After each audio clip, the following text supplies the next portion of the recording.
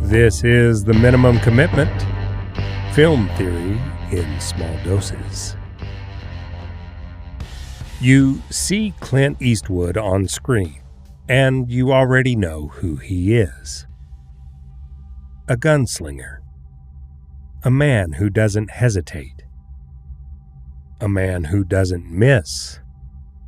A man who understands violence and controls it. That's the image.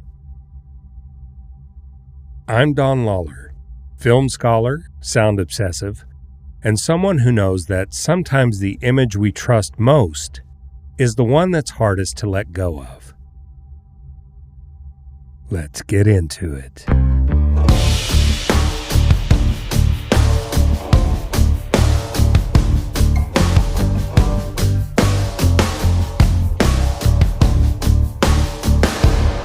Unforgiven looks like a return to the kind of story the Western has told for years. A gunslinger pulled back into one last job. A chance to prove that something still remains. It gives you the shape of a Western you already recognize, but the film doesn't move the way you expect. The men who talk about violence don't understand it.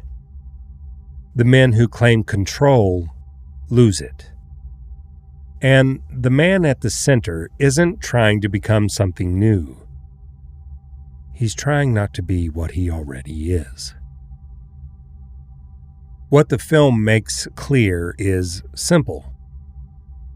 Identity isn't fixed. It isn't something you just are. It's something you perform. And when that performance falls apart, the film does not give us a new self. It reveals what was always there, now exposed. That matters not only for the characters, it matters for the story they inhabit. The Western has always told these myths a certain way, but in this film, that old structure starts to crack. And once it does, the whole idea of the heroic West begins to look a lot less convincing. The Western tends to give us a clear figure. The gunfighter, controlled, precise, confident. A man whose violence means something.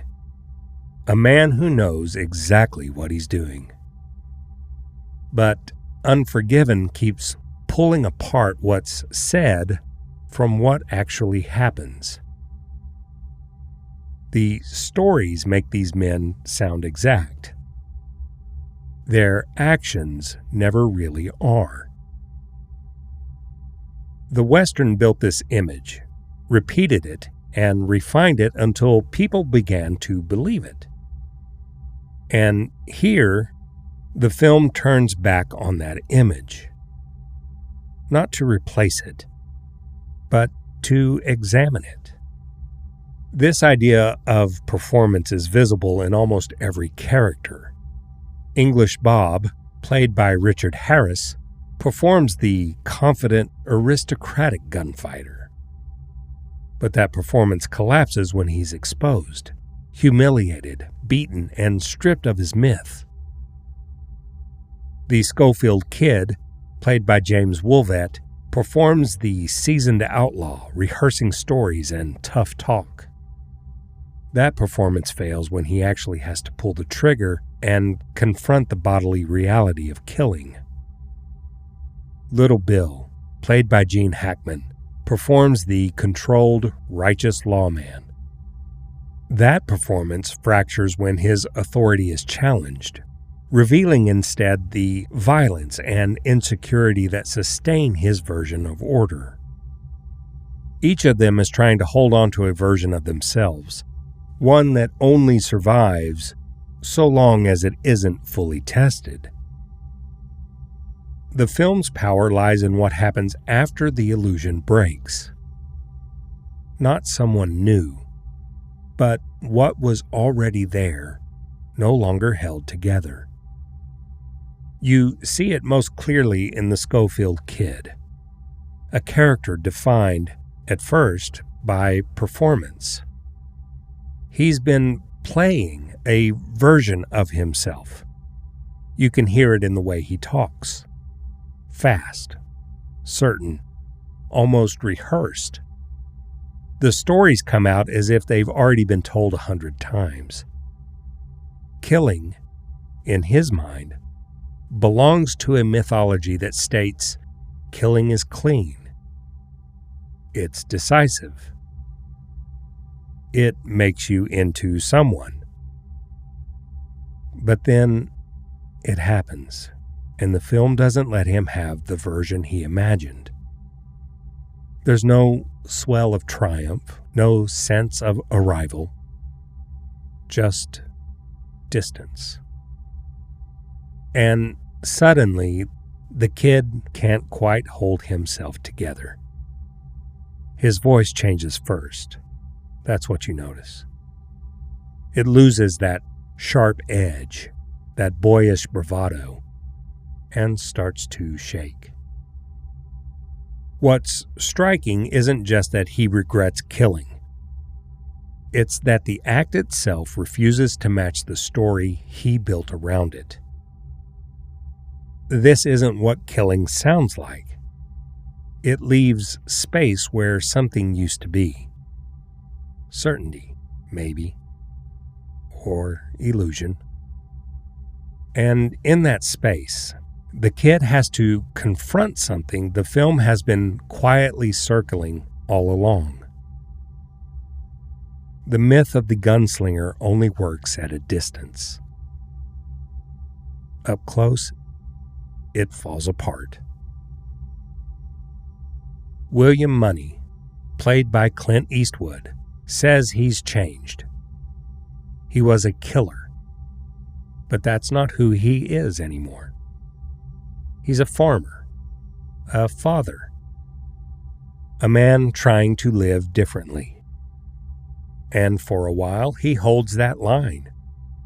He struggles, he resists, he keeps distance from what he used to be. But that distance doesn't hold. He is pulled back into a world he insists he left behind. And when he learns what happened to Ned, played by Morgan Freeman, something resolves. Not as an outburst, not as transformation, but as a return. He stops resisting, because the film makes a crucial point here. William Munny doesn't relearn or rediscover violence. There's no arc back into becoming a killer. He already is one. What he had constructed, this identity as a reformed man, was real in intention, but unstable in practice. It depends on distance and the absence of pressure, but once that pressure is applied, the performance collapses. So when he rides into town, there's no hesitation, no visible internal struggle. Not because he's resolved anything, but because there's nothing left to resolve. What emerges is direct and efficient. And importantly, it isn't stylized. There's no elegance to it, no mythic framing. No sense that we're watching a gunslinger at work in the way the genre has taught us to expect.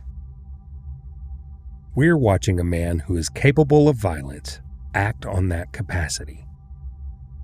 That distinction matters, because Unforgiven is stripping away the idea that violence reveals character in some noble or legible way.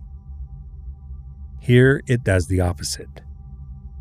It flattens him. It reduces the act to something immediate and undeniable, something that resists interpretation even as the characters around him try to give it one. Which brings us to what actually endures. Not the truth of what William Munny is, but the version of him that can be told. The version that can be repeated without carrying the full weight of what happened. He doesn't leave behind redemption. He leaves behind a story, and that story restores the myth, even as the film itself dismantles it. William Munny tries to live as something else. A father. A farmer.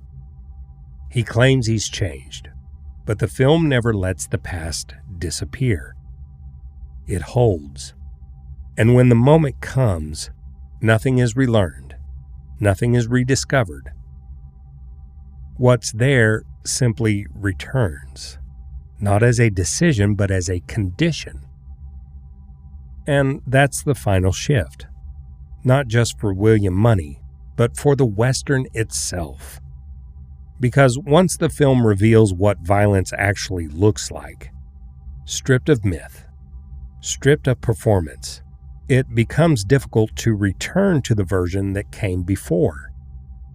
Difficult to believe in it the same way. And yet, that's exactly what endures. That's your thought for the day. Minimum commitment, maximum meaning. See you next time.